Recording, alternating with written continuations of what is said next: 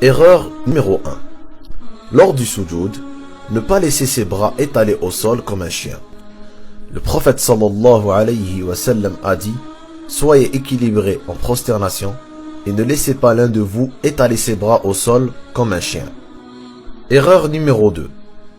Faire attention à ne pas décoller son nez du sol. Le prophète sallallahu alayhi wa sallam a dit: il n'y a pas de prière pour celui dont le nez ne touche pas autant la terre que son front. Erreur numéro 3. Toujours dans le sujoud, il faut faire attention à ses pieds, à ne pas les lever comme ceci, mais plutôt laisser ses orteils au sol en direction de la qibla. Erreur numéro 4. Faire attention à ne pas trop écarter les pieds, ni trop les coller, comme dans les extraits suivants. Ibn Omar radiyallahu anhu a rapporté que le prophète sallallahu alayhi wa sallam n'écartait ses pieds ni trop loin, ni trop près l'un de l'autre. Erreur numéro 5. Faire attention à ne pas enrouler ses manches ou attacher ses cheveux, comme dans l'extrait suivant.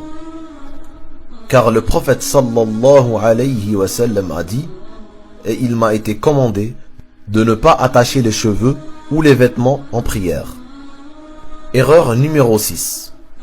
Il faut faire attention à ne pas lever les yeux vers le ciel ou regarder vers d'autres directions, à droite ou à gauche, qu'autre que le lieu de prosternation. Erreur numéro 7. Il faut faire attention dans l'exagération du ruku' comme dans les extraits suivants. Il faut avoir une position en 90 degrés dans le ruku'.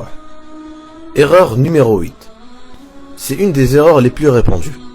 Lorsque nous avons un chandail qui est trop court, avec un pantalon, il est fort probable que lors de la prosternation, le bas du dos paraisse, ou des fois même le derrière est découvert. L'idéal serait de porter un qamis.